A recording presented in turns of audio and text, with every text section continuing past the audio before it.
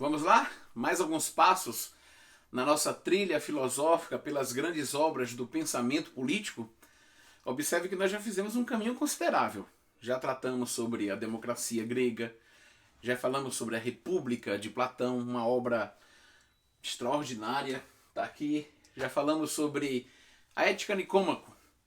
Aristóteles, escrevendo sobre ética, acabou influenciando toda a mentalidade do Ocidente. E a Ética Nicômaca é a primeira sistematização da ética que nós temos. Já falamos sobre o livro A Política. E no livro A Política, de Aristóteles, nós temos uma reflexão sobre as formas de governo. Já falamos também sobre Maquiavel, no seu livro O Príncipe. E que livro! Um pequeno livro, mas de uma influência extraordinária. Você vai poder pegar essas obras e vai frequentá-las durante muito, mas muito tempo. E vai perceber que o tempo não é suficiente para descobrir tantas coisas que há em cada uma dessas obras. Hoje nós vamos tratar de uma outra obra, de peso, novamente um grande clássico, mas eu quero que você se prepare. Vamos lá, pega um papel, pega um café, pega uma água, pega um suco. Olha, estou até com água aqui. Para fazermos o nosso percurso hoje, qual a obra que nós vamos conhecer hoje? Vamos lá. Vamos pegar aqui o Leviatã, de Thomas Hobbes. Esse livro é da editora Edipro. E não estou ganhando nada para fazer esse comercial, mas tenho que dizer que é uma capa belíssima. Se você observar, você tem o soberano segurando uma espada e um cetro do outro lado. O corpo dele é formado pelos seus súditos. Nós temos a força, a soberania e a monarquia aqui, o poder do monarca. O corpo dele é formado pelo súdito. Aqui abaixo é uma cidade, não dá para ver na imagem, mas é uma cidade para dizer que o soberano ele é maior do que todos os súditos juntos. Muito maior, você está vendo aqui. Bom, você está vendo aqui também que o meu livro está todo marcadinho. Acabou sendo um hábito de marcar as páginas que eu acho mais interessantes ou que tem uma temática que eu gosto, que eu quero rever e aprofundar. Então eu acabo marcando bem os livros. Essa é a obra que nós vamos discutir. Quem foi Thomas Hobbes? Bom, Thomas Hobbes é um pensador inglês. Ele nasce em 1588, ele é um homem do século XVI.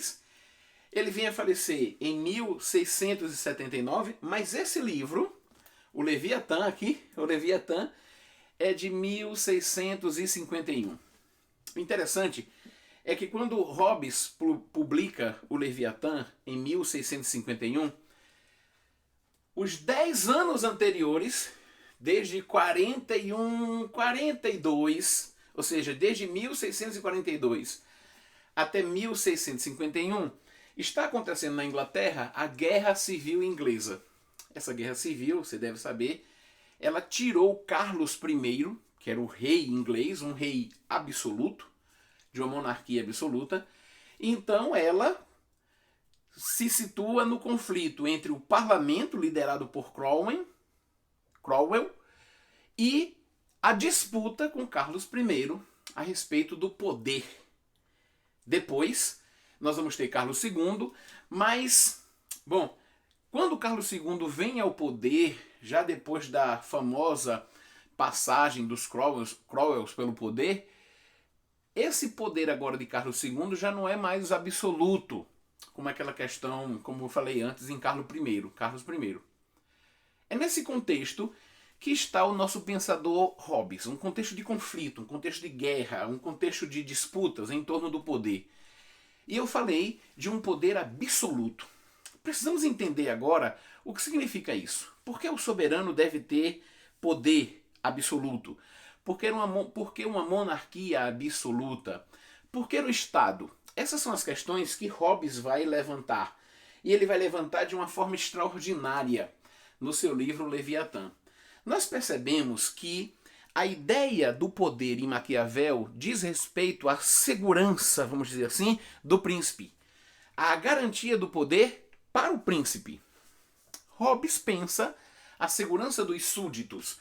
Mas segurança de quê? Essa é outra questão que nós vamos responder. Outra coisa é, qual a fonte desse poder? Porque havia aqueles que defendiam a ideia de que o poder é uma questão divina. Ou seja, o rei que governava porque Deus tinha dado esse poder a ele.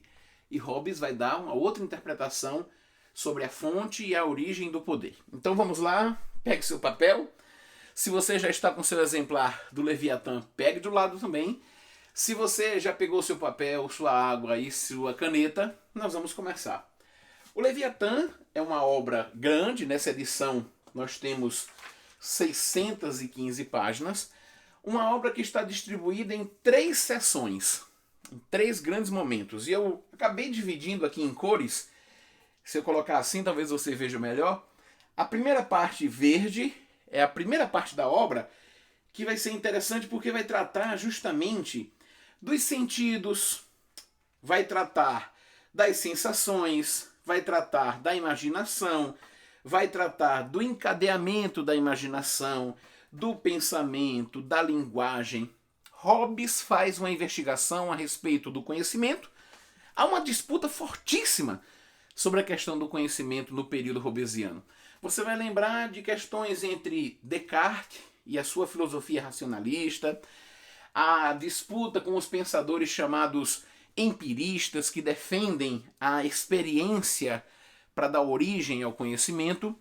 E você vai perceber, nessa primeira sessão, que Hobbes está se posicionando de um lado empirista, de um lado marcadamente mecanicista do conhecimento. Por que é importante essa primeira parte? Porque Hobbes está tratando de uma antropologia. Ele quer chegar a uma compreensão melhor do ser humano. Então vamos lá. Que compreensão é essa do ser humano que Hobbes tem? Essa é uma boa pergunta, junto com aquelas outras que nós vamos responder na medida que a nossa aula vai evoluindo. Na segunda parte do livro, nós temos a questão do pacto, do contrato, do estado de natureza e do estado político. Essa seção eu marquei aqui de azul porque eu achei a mais importante para a nossa discussão. A terceira seção vai falar de um estado religioso, um estado cristão. E nós vamos prestar atenção nessa discussão também, porque aqui Hobbes vai tratar desde os fundamentos da questão religiosa até responder se a vontade de Deus é que haja um governo poderoso e que Deus seria a fonte ou não desse governo poderoso. Pois bem, acho que podemos começar. A primeira parte da obra trata da antropologia, e eu devo acrescentar logo para você que a antropologia hobbesiana é uma antropologia pessimista. Hobbes percebe o ser humano como mau. O ser humano é essencialmente mau. Se você pensar em Aristóteles, você vai lembrar que Aristóteles dizia que o homem é naturalmente sociável, ou seja, o ser humano é um animal gregário, é um animal coletivista. Vivemos em coletividade. Esse é o pensamento aristotélico. Se você observar o pensamento de Maquiavel, vai entender que Maquiavel parte do pressuposto de que o ser humano age por interesse. Se é conveniente, por exemplo, ser bom, seja bom. Se é conveniente agir de tal forma, age de tal forma. É a conveniência do interesse. Mas o nosso amigo Hobbes, ele vai estar tratando com você, comigo, vai estar tratando sobre o ser humano, dizendo que o ser humano é essencialmente mau. Hobbes lança uma hipótese. E essa hipótese é a base de sua resposta a respeito do Estado e do pacto que configura esse Estado. Que hipótese é essa? E é interessante porque em todo momento nós vamos ficar perguntando, será que realmente isso existiu? Será que não existiu? Hobbes parte da hipótese do chamado estado de natureza. Nesse estado de natureza, ele imagina o homem é livre. Imagine então um momento pré-estatal, instituição da sociedade civil, ou seja, não existe sociedade como nós conhecemos, não existem as instituições, não existem a política, não existem as leis. O homem vive livre e a sua liberdade consiste em agir sem restrição, ou seja, o ser humano pode agir da forma que ele bem entender.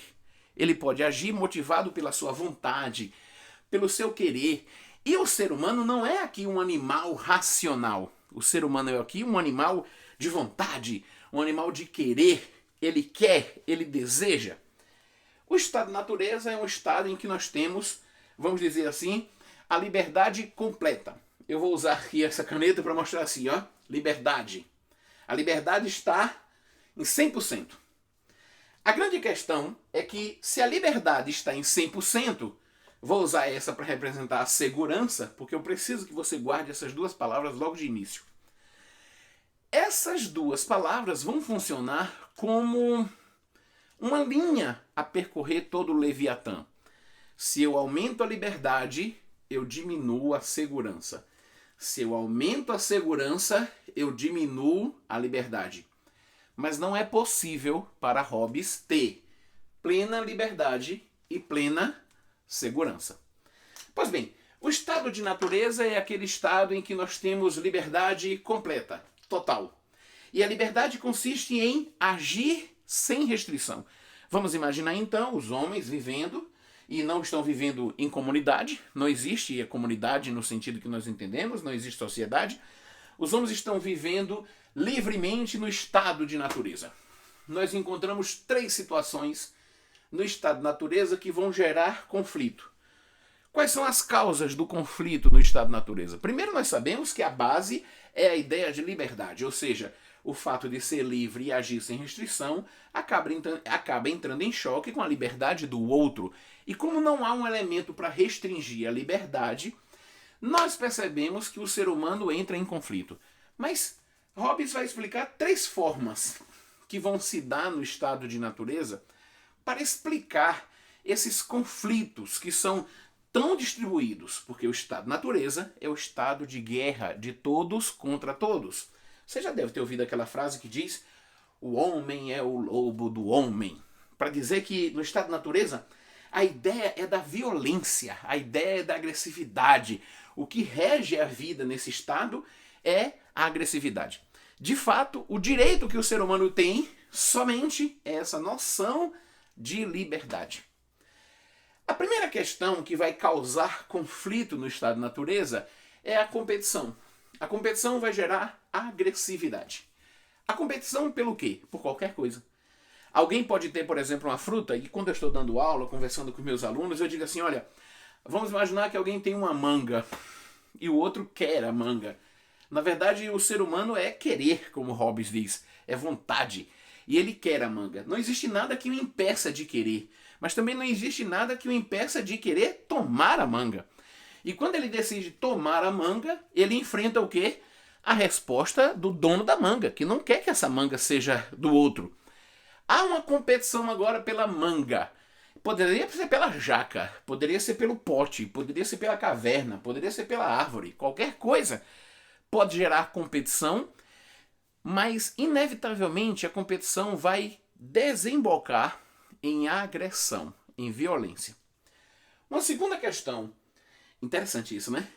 Veja, uma situação em que nós temos muita competição, nós vamos ter muita liberdade e nós vamos ter muita agressão.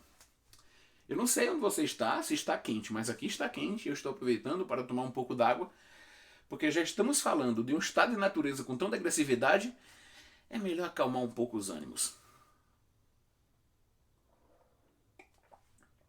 Segunda questão, nós temos primeiro a agressão que vem da competição e a segunda questão diz respeito à desconfiança. Como se dá isso? Vamos pensar o seguinte. A desconfiança se dá, segundo Hobbes, no sentido de eu ataco primeiro para evitar ser atacado e para que eu possa alcançar uma segurança, já que eu vou impedir é um ataque preventivo. Então eu estou vendo que você, João, está se aproximando de mim e eu percebo que esse encontro não vai ser um encontro de paz e de harmonia. Então eu te ataco para evitar que você me ataque.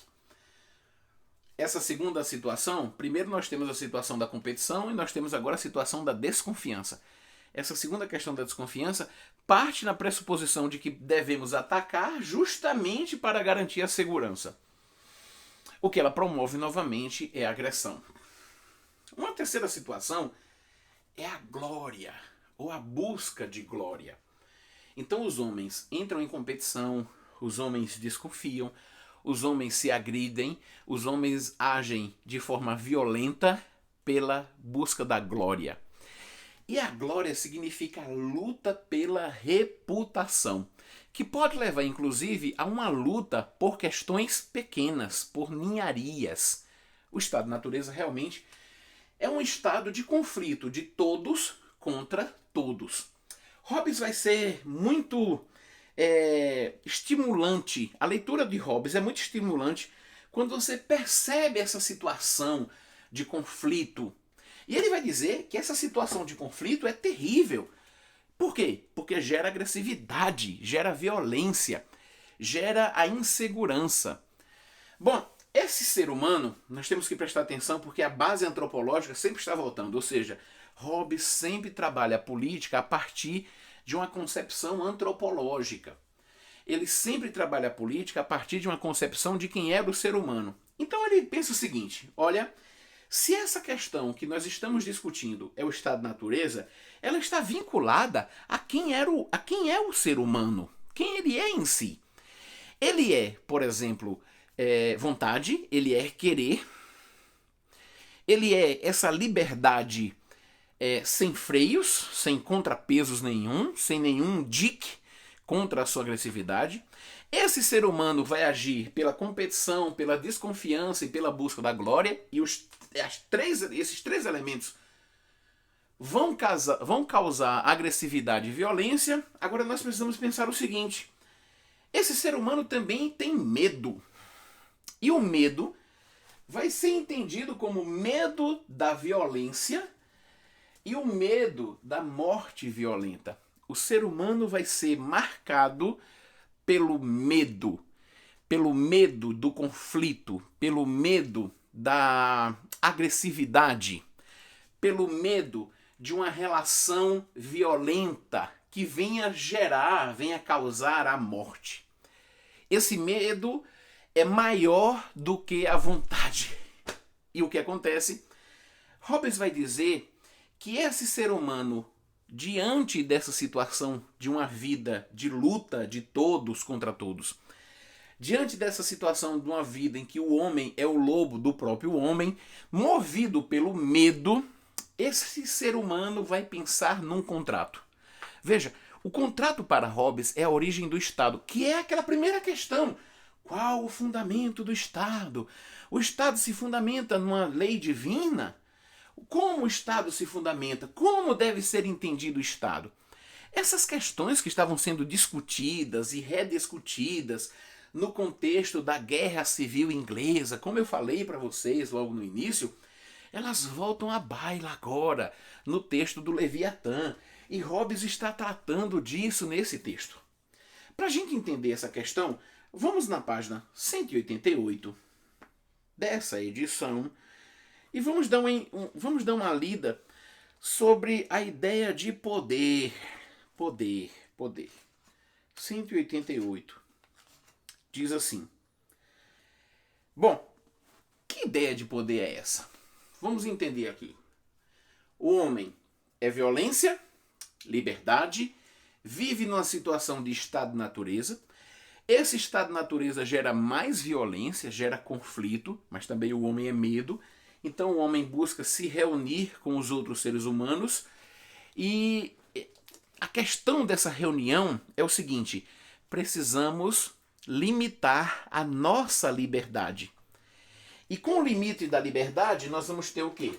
Eu usei aqui o azul para significar a liberdade e usei o vermelho para significar a segurança. Lembre-se disso. Se nós limitarmos a nossa liberdade, nós ampliaremos a nossa segurança. O contrato diz: Vamos transferir a nossa liberdade, vamos transferir os nossos direitos de ação, vamos pensar assim, para que um soberano garanta o acesso ou a ampliação da segurança e venha restringir a nossa liberdade para que possamos viver em segurança, em paz.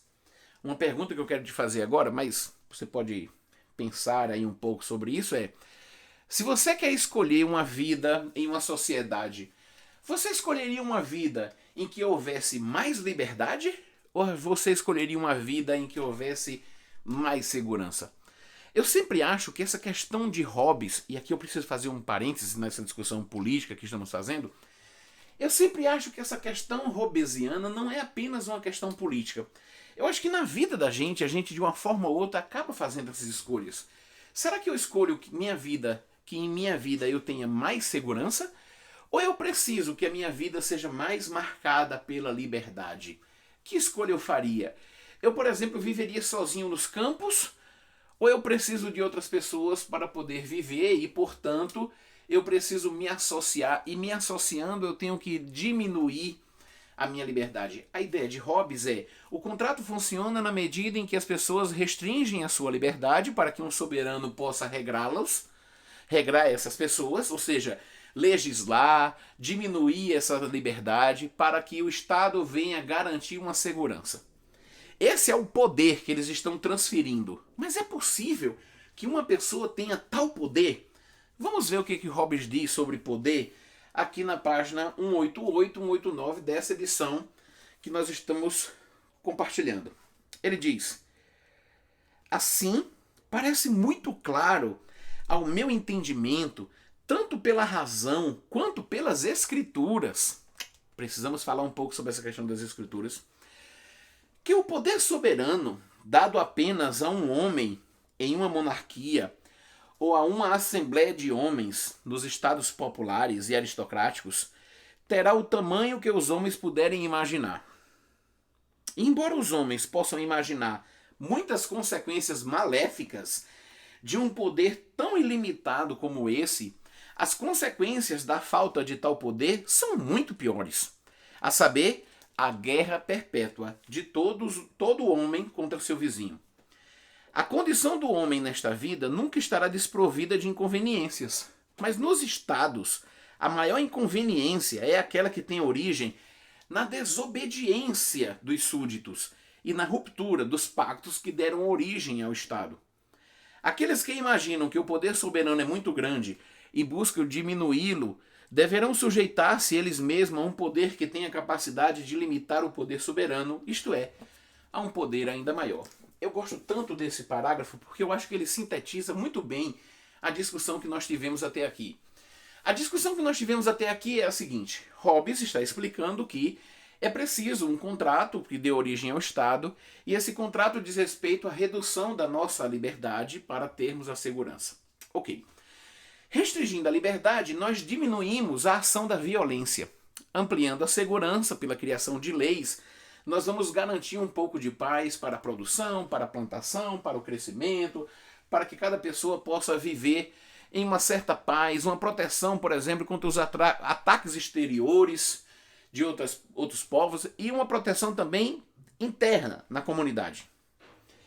Acontece que alguém pode dizer: mas espera aí, nós vamos transferir todo esse poder que nós temos da nossa liberdade para um indivíduo ou uma assembleia de indivíduos? Aí Hobbes já fala nesse parágrafo, que é muito interessante, como eu disse, ele diz assim: bom, você pode achar que isso é horrível, mas pense que a outra opção, ou seja, viver no estado de natureza, uma guerra perpétua do homem com o seu vizinho, é uma opção muito pior do que sujeitar-se a um rei. Você pode dizer assim: mas qual é a questão então que vai garantir o rei e a sua monarquia absoluta? Para Hobbes, o que importa na monarquia absoluta é a obediência. A obediência ao pacto garante a segurança do contrato. Agora, acontece que se nós ampliarmos a liberdade, foi o azul, não foi? Se nós ampliarmos a liberdade, diminuiremos o quê? A nossa segurança. Então tem algumas questões, há um capítulo inteiro para descrever o soberano e os perigos que esse soberano enfrenta, que Hobbes vai fazer algumas questões assim. Por exemplo, se os súditos começam a criticar o soberano, os súditos estariam colocando todo o estado de segurança, todo o contrato em risco. Então é como se o súdito não tivesse direito de criticar ao soberano, porque a crítica significaria uma ampliação da liberdade. Em decorrência disso, uma diminuição da segurança, como nós temos falado. Aí você vai dizer assim, não, mas esse tipo de pacto, esse tipo de contrato eu não quero, porque me força então a não ter liberdade nenhuma em nome de uma segurança. Pois bem, o que acontece, que nós estamos percebendo aqui, é o seguinte, Hobbes não pensa no meio termo. Hobbes não diz que nós podemos dar uma equilibrada entre liberdade e segurança. Hobbes diz que precisamos ter segurança, portanto, temos que ter uma diminuição da liberdade. Acontece que Hobbes coloca no centro da discussão política, e agora eu preciso que você preste bem atenção, quando você estiver vendo jornais, quando você estiver lendo notícias sobre política, que as questões entre liberdade e segurança são questões atualíssimas. Nós queremos, por exemplo, um Estado que promova a segurança. Mas Hobbes vai dizer que se o Estado promove a segurança, ele tem que diminuir a liberdade. Mas nós queremos também um Estado que promova a liberdade e segurança. Hobbes vai dizer que não é possível promover liberdade e segurança. Precisamos então pensar que tamanho deve ter esse Estado. Porque se é um Estado menor, diferente do que o Hobbes fala, ele nos daria liberdade. Mas e qual seria a nossa segurança? O Estado que Hobbes propõe é um Estado gigantesco. É tão monstruoso que ele usa inclusive o termo Leviatã. O subtítulo é interessante. Leviatã, ou matéria, forma e poder de um Estado eclesiástico e civil. Nessas páginas, Hobbes vai estar discutindo conosco sobre a ideia de transferir a nossa liberdade para as mãos de um soberano ou de uma assembleia. E ele acaba criando a grande questão: que tamanho o Estado deve ter? Nas discussões políticas, nós que somos brasileiros, percebemos com frequência que essa é a temática que tem ocupado o centro das discussões políticas. Como nós estamos vendo um autor que está cada vez mais próximo da gente, Hobbes escreve o Leviatã em 1651, então relativamente está perto, porque tem menos de 500 anos, em comparação, por exemplo, com Platão ou com Aristóteles que nós vimos. De fato, desde esse livro, Leviatã, nós temos discutido qual elemento devemos privilegiar. A segurança, perdendo na liberdade, ou a liberdade sem as garantias de segurança? Alguém pode dizer, eu lembro que um aluno uma vez na aula disse assim, professor, entre liberdade e segurança eu proponho o meio termo. E eu disse, querido, você percebeu que ao dizer meio termo você não explica até onde nós devemos ter, por exemplo, liberdade e até onde nós devemos ter segurança?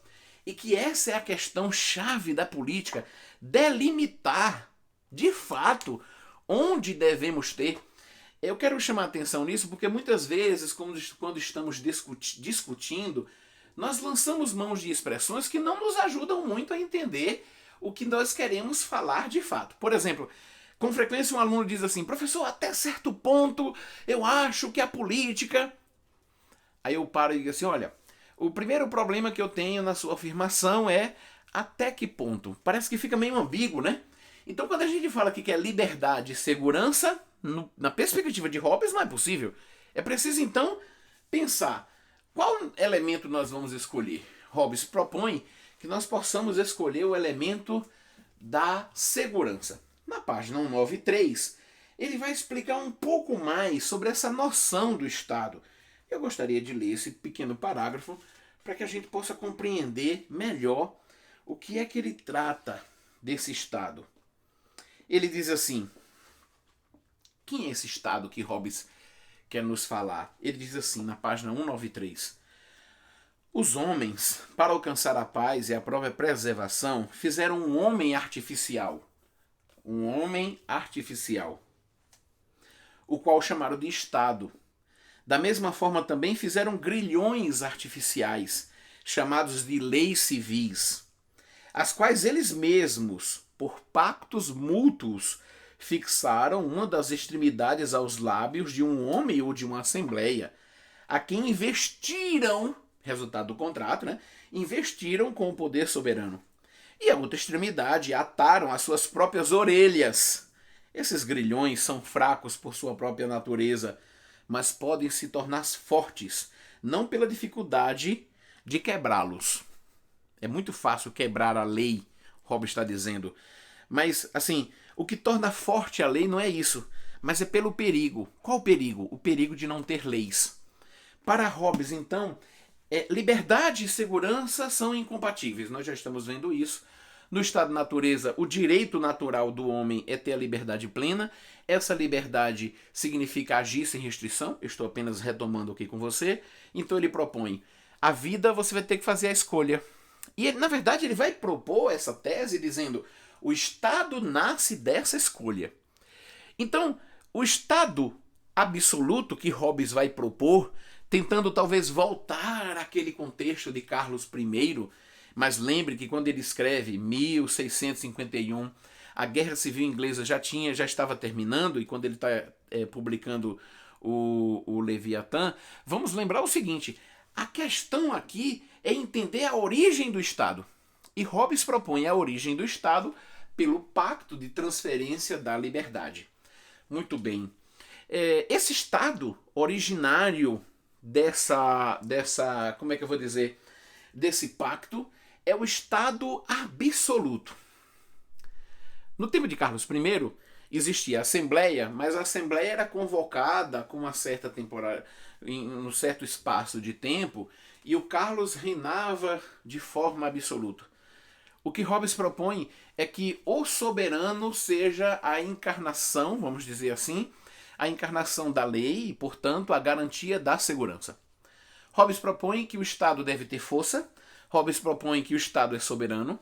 Hobbes propõe que o soberano é o único a deter a liberdade, já que ele recebe a liberdade de todos. O pacto seria a transferência da liberdade. E mesmo aqueles que possam dizer assim: não transferi nada, não assinei nada, acabam acordando de forma tácita com esse pacto inicial, porque Hobbes vai defender a ideia de que o estado de natureza é um evento pré-estado.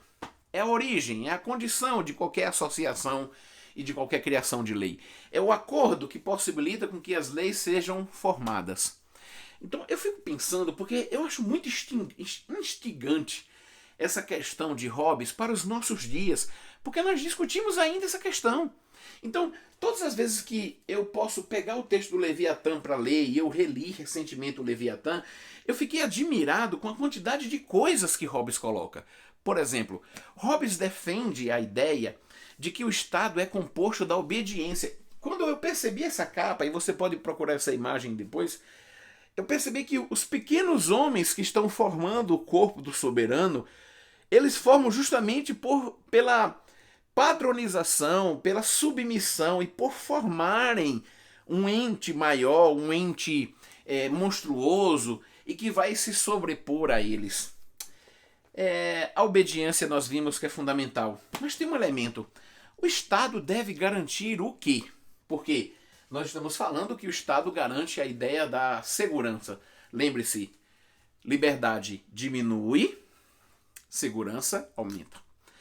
Há um momento, já no final dessa terceira sessão, aliás, dessa segunda sessão do Leviatã, em que Hobbes vai pegar os mandamentos, os 3 primeiros mandamentos da lei de Deus, e vai dizer que, da mesma forma que nós não podemos ir contra Deus, da mesma forma que nós precisamos respeitar e nos submeter a Deus, da forma que nós encontramos nos mandamentos da lei divina, nós devemos nos submeter ao Estado. Por isso que a terceira sessão, ela vai tratar dessa perspectiva religiosa da seguinte maneira: primeiro, não é o direito divino que garante o contrato. Na verdade, o que garante o contrato é essa passagem do estado de natureza. Hobbes é um humanista, ele não está defendendo uma teocracia. Mas na terceira parte ele vai falar de aspectos religiosos do Estado para dizer que, olha, o Estado não é uma questão teocrática, não é uma submissão da política à religião, mas justamente a religião está submetida à política. Agora ficou fantástico. Bom, precisamos perceber qual é o sentido dessa segurança. E aí eu quero ler mais uma parte, se você me permite. Está na página 196. E Hobbes vai falar um pouco desse conceito de segurança que o Estado deve garantir. Vamos lá. Ele diz: entre as pessoas sem um senhor, ou seja, no estado de natureza, há uma guerra perpétua de cada homem contra seu vizinho. Não existe herança para ser transmitida ao filho, e nenhuma que se possa esperar do pai. Não existe herança, não existe lei, não existe direitos positivos. Não há propriedade dos bens ou das terras. No estado de natureza não existe noção de propriedade para Hobbes. Para Hobbes, no estado de natureza, apenas há a liberdade, ou seja, a ação sem restrição. Então eu vou continuar. Ele diz: entre as pessoas sem um senhor, há uma guerra perpétua de cada homem contra seu vizinho. Isso na página 196. Não existe herança para ser transmitida ao filho, e nenhuma que se possa esperar do pai. Não há propriedade dos bens ou das terras, nenhuma segurança. É verdade. No estado de natureza, para Hobbes, nenhuma segurança. Mas a liberdade de cada indivíduo é plena e absoluta. O mesmo acontece com os estados e as comunidades que não dependem uns dos outros. No entanto, observe, porque ele vai fazer uma crítica à liberdade. Na página 96 ainda, ele diz: no entanto, é muito fácil ser enganado pelo grande substantivo liberdade. E por lhes faltar discernimento, as pessoas confundem esse direito, que é público, com sua herança privada e seu direito inato. Hobbes quer dizer que a liberdade não é uma questão inata, mas ela é pública. E se ela é exercida publicamente, ela vai gerar, evidentemente, violência. E o que ele propõe é a transferência dessa liberdade para que então possamos viver na segurança. Eu sei, e me perdoe, mas com frequência quando nós estamos tratando sobre esse assunto na sala de aula, os alunos falam assim: professor, qual é a diferença entre esse estado hobbesiano que nós estamos vendo, essa passagem, essa garantia de segurança? Porque vamos lá, que nós tenhamos mesmo optado pela segurança. Vamos dizer que a gente se questione assim: professor, nós fizemos uma opção pela segurança, nós queremos um estado seguro, nós diminuímos a nossa liberdade. Essa é a concepção do contrato em Thomas Hobbes. Mas qual é a diferença do estado contemporâneo? Bom, estamos saindo agora do texto de Hobbes. E o problema do estado contemporâneo, e que a política tem tratado tanto, é que o estado contemporâneo tirou a nossa liberdade, ou tira a nossa liberdade com muita frequência, mas não nos dá, ou não nos deu, ou não tem nos dado a segurança que nós precisamos para viver. Vamos pensar na segurança, por exemplo, no quesito da nossa saúde, no quesito da nossa educação, no quesito da segurança pública, enfim, em si, no caso. E nós vamos perceber que temos uma diminuição drástica na nossa liberdade, mas o Estado contemporâneo não tem nos dado a segurança que ele prometeu a partir da tese hobbesiana. Claro, nós estamos falando isso como uma reflexão, uma especulação a partir daquilo que foi discutido com o pensamento de Thomas Hobbes, mas percebemos que o Estado vai ter esse problema. Qual deve ser o tamanho do Estado? Essa questão continua. Nós sabemos que a origem do Estado não é divina, segundo Hobbes. A origem é pelo contrato, em que nós transferimos a nossa liberdade. Nós sabemos que o estado de natureza, ou seja, aquele período pré-estatal, não é um período que nós vamos, por exemplo, usufruir de segurança, porque não há lei, não há garantia, não há estabilidade. Pelo contrário, nós vamos ter competição, desconfiança e luta pela glória, luta pela honra, que vai gerar, por sua vez, violência. Nós sabemos que no estado de natureza, O que reina é o medo da morte e o medo da morte violenta, o medo de uma morte violenta, o medo da violência, e tudo isso vai impulsionar o ser humano para estabelecer o contrato. Veja, eu sei que você deve estar perguntando, poxa, mas o problema de Hobbes, a resposta de Hobbes ao Estado, é uma resposta interessantíssima e está nesse livro aqui, interessantíssimo. Mas a gente precisa conhecer mais sobre esse livro. Conhecer, por exemplo, sobre o aspecto do soberano. O que nós podemos pensar sobre esse soberano? Quem é esse soberano? Qual é a função desse soberano? Aqui, ó, no capítulo 30, Hobbes vai dizer assim: o cargo do soberano, seja um monarca ou uma assembleia, e é interessante notar que ele sempre está repetindo isso, o cargo do soberano consiste na finalidade para a qual ele foi confiado com o poder soberano. Ou seja, a finalidade do soberano é a busca da segurança do povo. Não vamos nos enganar, porque nesse mesmo capítulo nós vamos ver aquilo que impede o soberano de fazer o seu trabalho. E todas as questões que impedem o soberano de fazer o seu trabalho, todas, a raiz está na tentativa de ampliar, de aumentar a liberdade. Então, a liberdade seria a grande raiz do mal no Estado, segundo Hobbes. Vamos continuar.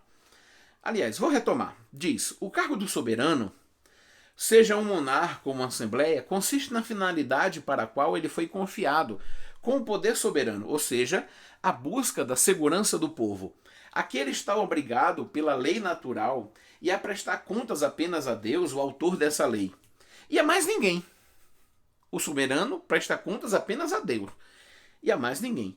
Por segurança, não queremos dizer a simples preservação, mas também todos os outros contentamentos da vida, aos quais todos os homens devem obter para si mesmo por seu trabalho legítimo e sem pôr o Estado em perigo ou dano. Faz parte do cargo, da função do soberano, garantir esse direito, então, agora fundante do Estado para Hobbes, que é a questão da segurança. Nós estamos vendo um texto clássico do pensamento político. Qualquer manual de ciência política, de filosofia política, qualquer manual do pensamento filosófico vai encontrar páginas dedicadas a Hobbes, como você vai encontrar páginas dedicadas a Platão, como você vai encontrar páginas dedicadas a Aristóteles ou a Maquiavel. Hobbes, com sua resposta no Leviatã, há outras obras de Hobbes, mas o Leviatã é uma obra incontornável. Hobbes propõe uma interpretação do fundamento do Estado. Essa interpretação hobbesiana vai alimentar a noção de um Estado absoluto, de um monarca absoluto. E o que nós estamos vendo é que Hobbes se transformou realmente nesse clássico do pensamento político. Um clássico que não ficou em discussões apenas do seu tempo. Na verdade, essa corrente que vai ser tão tratada desde Hobbes, chamada de justnaturalismo, porque prevê a ideia de um estado de natureza e da relação do contrato. A verdade, a relação é assim: estado-natureza, contrato e Estado, ou sociedade civil, estado político. Essa estrutura ela vai funcionar ainda em John Locke. Essa estrutura vai funcionar ainda em Jean-Jacques Rousseau. Nós vamos encontrar discussões sobre essas questões hobbesianas. Nós vamos encontrar essas discussões em Kant, em Hegel, em Marx. Nós vamos encontrar contemporaneamente. Os pensadores contemporâneos estão tentando tratar os problemas que foram colocados por Hobbes. Então, esses motivos já seriam mais do que suficientes para que a gente possa ler essa obra, que não trata de um problema do século XVII, lá de 1651. A obra O Leviatã não trata de um problema da guerra civil inglesa e das relações entre Carlos I, Cromwell ou Carlos II. A obra O Leviatã trata de um problema da humanidade, da filosofia política. Por isso que não é uma obra do pensamento regional, mas é uma obra do pensamento político. Qualquer associação humana, devemos pensar, vamos privilegiar a liberdade ou vamos privilegiar a segurança? Essa questão é fundante, liberdade ou segurança. E como nós vamos construir isso? Para Hobbes, o modelo absoluto é o privilégio da segurança pela diminuição drástica da liberdade. Nós estamos percorrendo as grandes obras do pensamento. Claro que não dá para, em um momento ou outro, você ler todo o Leviatã. Mas com essas ideias, conhecendo a seção 1, em que ele vai fazer a base antropológica, a seção 2, em que ele vai tratar sobre essa questão do Estado de natureza, do contrato e do Estado, e a seção 3, em que ele vai falar sobre essas objeções que vinham na época de que o Estado deveria ser uma teocracia, coisa que ele não defende, você vai perceber que o pensamento hobbesiano vai trazer uma riqueza, não só para compreender o seu tempo, mas para compreender também o problema do Estado e sua história até os nossos dias. Eu espero que você esteja gostando dessas discussões. Espero que você se anime agora a ir além desse momento de discussão. Espero que você se anime a ir pegar o texto, procurar Hobbes, discutir com Hobbes. Há muitos textos interessantes que tratam, por exemplo, eu quero aqui compartilhar com você um livro do Léo Strauss, A Filosofia Política de Hobbes, da editora Realizações. Há um outro texto que eu gostaria de compartilhar com você, que diz aqui, ó, Liberdade antes do liberalismo, do Quentin Skinner, que vale muito a pena também discutir. Mas, finalmente, eu gostaria de sugerir essa outra obra aqui, História da Filosofia Moderna, da Revolução Científica a Hegel, da historiadora italiana Sofia Vanni Rovigli, essa pela Edições Loyola. Esse livro aqui é maravilhoso e acho que vale muito a pena a gente conhecer essa obra, porque nós estamos ainda envoltos nos problemas da modernidade. Na verdade, há quem diga que nós vivemos hoje uma modernidade tardia e que os problemas da modernidade ainda são, de fato, nossos problemas.